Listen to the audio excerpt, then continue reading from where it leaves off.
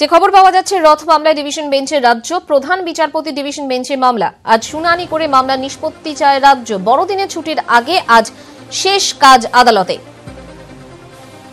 টেলিফোনে রয়েছেন আমাদের প্রতিনিধি অর্ণব হাজরা। অর্ণব, যেহেতু সময়টা অত্যন্ত কম, আজ শুনানি করে মামলা নিষ্পত্তি চাইছে রাজ্য, সেক্ষেত্রে কি বিশেষ ব্যবস্থা রাজ্যের তরফ থেকে নেওয়া হচ্ছে? দেখো মঞ্জিলা, তার থেকে সব থেকে বড় গুরুত্বপূর্ণ খবর এই মুহূর্তে রাজ্যের তরফ থেকে যে খবর আমরা সূত্র মারফত পাচ্ছি, তাতে রাজ্যের হয়ে আইনি সওয়াল করতে দিল্লি থেকে উড়ে আসছেন অভিষেক মনু সিংভি। সুপ্রিম কোর্টের আইনজীবী অভিষেক মনু সিংভি এ রাজ্য থেকে রাজ্যসভায় সাংসদ হয়েছেন তৃণমূল কংগ্রেসের সমর্থন নিয়ে। আজ রাজ্য পুলিশের ডিজি এবং এডিজি ল অ্যান্ড অর্ডার এবং আইজি এই তিনজনের হয়ে মামলায় তিনি সওয়াল করবেন। কিছুক্ষণের মধ্যেই কলকাতা হাইকোর্টে তিনি প্রবেশ করবেন, অর্থাৎ অ্যাডভোকেট জেনারেলের পাশাপাশি অভিষেক মনু সিংভি সুপ্রিম কোর্টের দুটি আইনজীবী রাজ্যের হয়ে আইনি যুক্তি শানাবেন, এমনটাই আমরা সূত্র মারফত খবর পাচ্ছি। মঞ্জিলা। অর্ণব, ধন্যবাদ। অর্ণব হাজরা আমাদের প্রতিনিধি যেমনটা জানালেন, রাজ্য পুলিশের ডিজির হয়ে সওয়াল করবেন অভিষেক মনু সিংভি এবং দিল্লি থেকে তিনি উড়ে আসছেন। কিছুক্ষণের মধ্যেই তিনি আদালতে পৌঁছে যাবেন, এমনটাই জানা যাচ্ছে। পশ্চিম মেদিনীপুরের লালগড়ের লোধা ও শবরদের এলাকায় স্বাস্থ্য সুরক্ষায় শুরু হয়েছে জীবন জ্যোতি প্রকল্প। এই প্রকল্পে আদিবাসী লোধাদের রুটিন স্বাস্থ্য পরীক্ষার কর্মসূচি নিয়েছে স্বাস্থ্য দফতর। বিভিন্ন রোগ নিয়ে লোধা ও শবর শ্রেণীর মানুষদের সচেতন করা হচ্ছে। স্বাস্থ্য পরীক্ষায় কোনো রোগ ধরা পড়লে ওষুধও দেওয়া হচ্ছে। প্রয়োজনীয় পরামর্শ পেয়ে খুশি সকলেই। ক্ষমতায় আসার পরই রাজ্যের স্বাস্থ্য ব্যবস্থাকে ঢেলে সাজিয়েছেন মুখ্যমন্ত্রী মমতা বন্দ্যোপাধ্যায়। স্বাস্থ্য ক্ষেত্রে উন্নয়নে বেশ কয়েক ধাপ এগিয়েছে রাজ্য। প্রত্যন্ত গ্রামাঞ্চলের মানুষও পাচ্ছেন উন্নত চিকিৎসা পরিষেবা। বিভিন্ন জেলায় তৈরি হয়েছে সুপার স্পেশালিটি হাসপাতাল। স্বাস্থ্য কেন্দ্রগুলিরও উন্নয়ন হয়েছে। আদিবাসী লোধা এবং শবররাই বা বঞ্চিত থাকবেন কেন?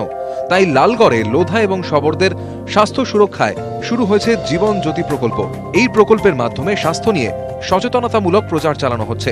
কোনো খারাপ অভ্যেস থাকলে তা পরিত্যাগ করা, রোগের কোনো উপসর্গ দেখা দিলে চিকিৎসকের পরামর্শ নেওয়া, প্রয়োজনে ওষুধ বিলির মতো কর্মসূচি নেওয়া হয়েছে। স্বাস্থ্যের জীবন জ্যোতি। শালবনী, পিংলা, সবং, ডেবরা, কেশপুর, নারায়ণগড়, কেশিয়ারি এলাকায় স্বাস্থ্য শিবিরের আয়োজন করা হয়েছে। স্বাস্থ্য দপ্তরের উদ্যোগে স্বাস্থ্য শিবিরের আয়োজন করা হয়েছে। লোধা এবং শবরদের স্বাস্থ্য পরীক্ষা করা হচ্ছে। রোগ নির্ণয়ে সচেতনতা এবং প্রয়োজনে ওষুধও দিচ্ছেন চিকিৎসকরা। উদ্দেশ্যটা হচ্ছে যে স্বাস্থ্য সম্পর্কে বিভিন্ন যে বিষয়গুলো রয়েছে সেগুলো গ্রহণ করার ক্ষেত্রে কিছু মানুষের এখনো জড়তা বা সীমাবদ্ধতা রয়েছে, এবং এখনো মানুষ মন্ত্র, তাবিজ, জ্ঞানগুরু, ডাইনি, এসব ওঝা এগুলোতে বিশ্বাস রয়েছে। তো বৈজ্ঞানিক স্বাস্থ্য ব্যবস্থাটাকে তাদের কাছে পৌঁছে দেয় এবং স্বাস্থ্য সচেতনতা বাড়ানো।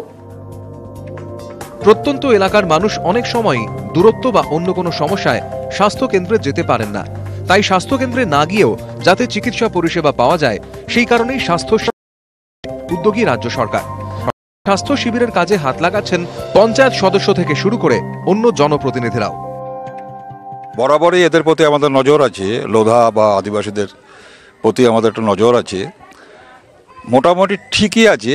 আবার নতুন করে একটা সচেতনতা শিবির করা হচ্ছে, যারা ভালো থাকে, সুখে থাকে।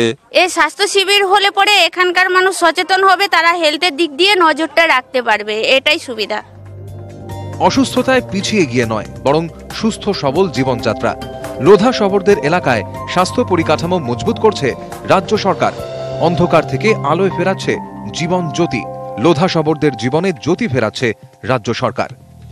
পশ্চিম মেদিনীপুর থেকে সৌমিক মজুমদার, নিউজ 18 বাংলা।